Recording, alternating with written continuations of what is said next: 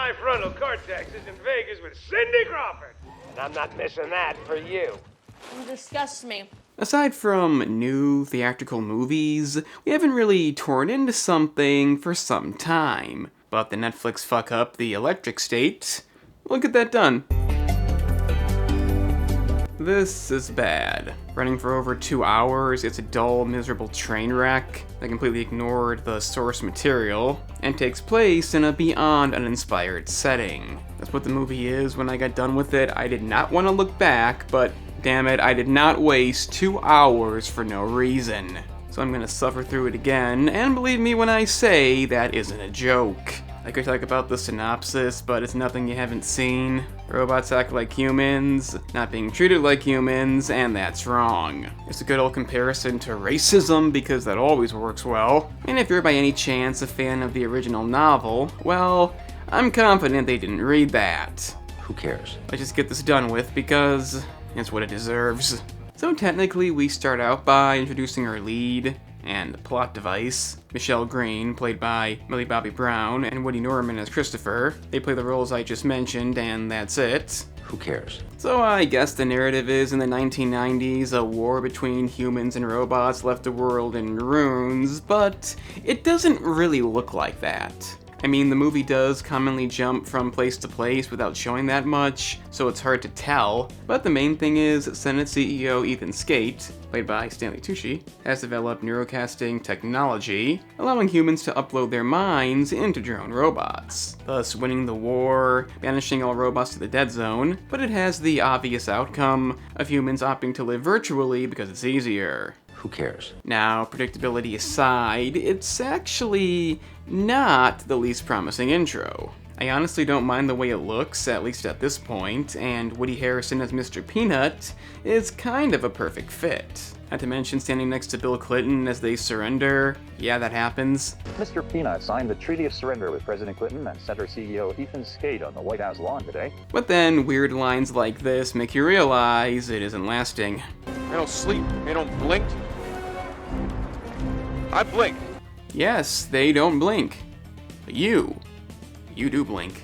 So we have our racial metaphor all set up. Enjoy. But guess what? Michelle, who supposedly lost her whole family in a car accident, doesn't like the new way of life. She won't take virtual classes, keeps changing foster families. Her dad is currently Jason Alexander. You know where that's going. Okay, so Alexander, as her incompetent father, getting beat up by a robot may be the best part of the movie. But I guess I should explain that this robot, named Cosmo, based on some cartoon they watched, has claimed to be her brother, which he is. He can only speak through limited words. I guess I don't want the plot given away yet. But the real Christopher is controlling him, so he'll have to find Dr. Amherst, who may have answers. Brother Christopher,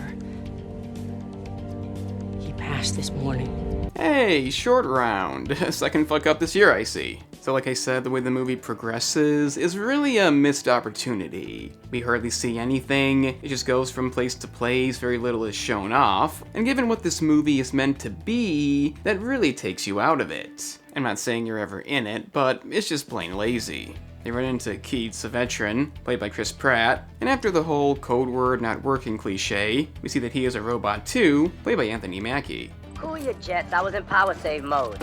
I can't believe that shit worked. Okay, so one bit of credit I will give the movie is, they don't have the robots talk in human voices. Yeah, Mr. Peanut is clearly Woody Harrelson, that's fine, but I honestly can't believe that Herman doesn't sound just like Mackie. For some reason this movie and the Borderlands movie knew not to do this. I will still defend Jack Black Robot. So if you actually enjoy this, a human-sounding voice won't take you out of it. Unfortunately, upon following them back to their place, we get this. Be honest with me and I won't get mad. Just tell me that you took it. And I won't get mad. I wonder what's gonna happen. I took the cord. God bless America! So, this is something they thought would be funny in a movie that runs for over 2 hours. Apparently, this was a good idea. Complete dog shit! So the plot sees them all teaming up. Doesn't really make sense why, they just do. We get some more non-funny lines. Those are endless. You destroyed a $25,000 pistol! However, this bit could have been funny if not for the weird delivery. I want a lawyer. What? You can speak? Oh yeah, so again, something is happening. Gus from Breaking Bad is here, playing the honorable bad guy who won't stay bad. The way he's taken out is weird. That scream is not remotely deserved, you just met. And after they escape, we realize Pratt is pretty awful in this.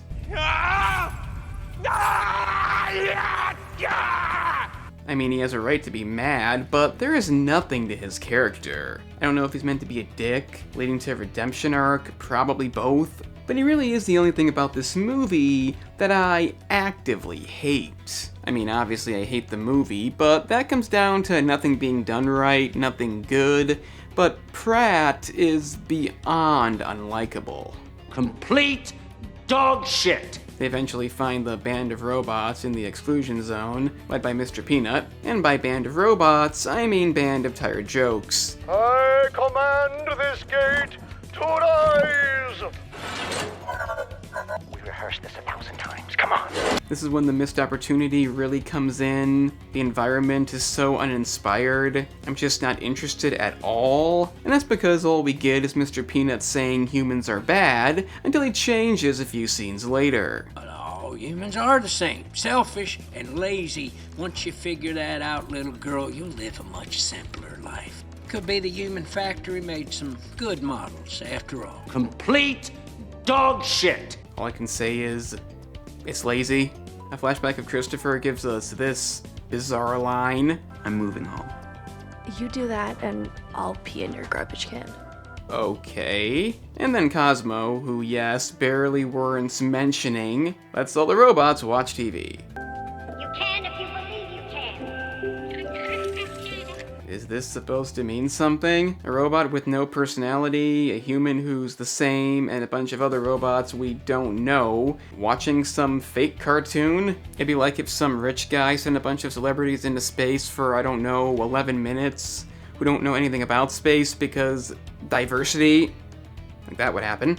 If such a thing did happen, it'd be a complete waste of time and money too, which is basically what this movie is. Complete dog shit. If you're offended by that, then ignore this part, but you can like the video down below and subscribe if you enjoy. Those who aren't offended, check out the gaming channel for the same content with games, link in the description. So with Mr. Peanut deciding they're not the enemy, they head out to find the doctor, with the help of 2 new robots, 1 personality trait each. A scav is a walking, talking chop shop who wants to eat you whole.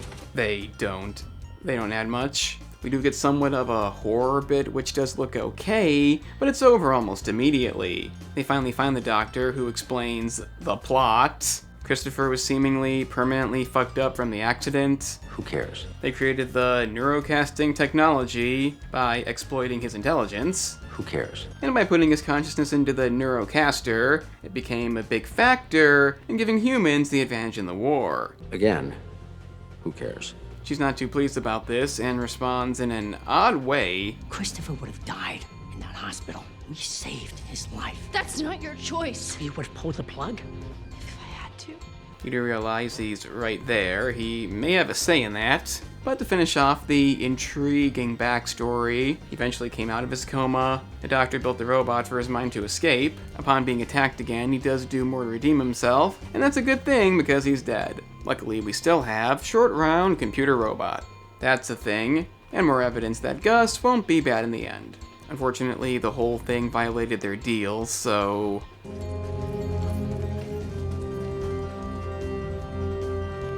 And yes, we are supposed to be sad because of this. How stupid do you think the audience is? I mean, we do get a line that perfectly defines the movie. I'm so sorry. But to even suggest that this means anything is beyond crazy. They decide to attack the Who Cares headquarters. Of course, Mr. Peanut must disagree for a few minutes, because that's what he does. But again, this happens real quickly. There's no build-up, it's almost immediate. I shouldn't be complaining, it means we're close to being done, but yeah, the pacing sucks. Complete dog shit. Also, do they really have to include 2 overplayed songs? Don't Stop Believing and Breaking the Law? Didn't they waste enough money on this? So Michelle and Short Round Computer Robot break in. Pratt and the robots wage war outside. Skate eventually joins him but doesn't do too much. But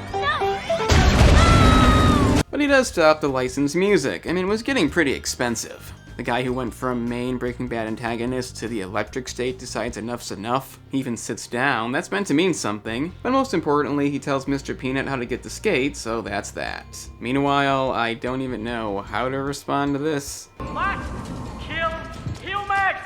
Yes, kill humans! You all must die! Real good fucking year, Short Round. Michelle and Christopher reunite virtually, but it's not gonna be a happy ending because his consciousness is powering Skate's robots. So in a sad, sad conclusion for a character we see like 3 times as a human, he dies. Who cares? He even tried to make us think Herman died, because that's pulling at the heartstrings. I've never seen your 8-inch model, and I imagine I'm being generous. Are you serious? And I shit you not, an ending speech about whatever the fuck the message was here. We're going to do it right this time.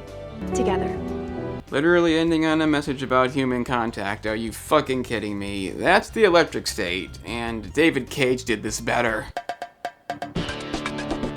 The guy who was so fucking sick in the head, he gave his game a pro-suicide message, somehow did this concept better. Positives here feature some robots look cool, they didn't give them human voices, and the negatives feature the rest. It's literally that simple, there's no standout flaw here. Bad pacing, an overused premise, scenes that are just not effective, and an environment that's so dull to look at. You have the whole comparison to slavery thing, which is such a good idea. And to end it off, I may as well point out, they completely ignore the fucking novel. Aside from basic names, most of the premise is completely lost, and it wasn't even about humans fighting self-conscious robots. But then we couldn't have the whole comparison, so as you can see, the electric state is not only awful, it's also shameless. It's not so bad it's good, it's not fun in any way, it's simply a movie you should avoid at any cost.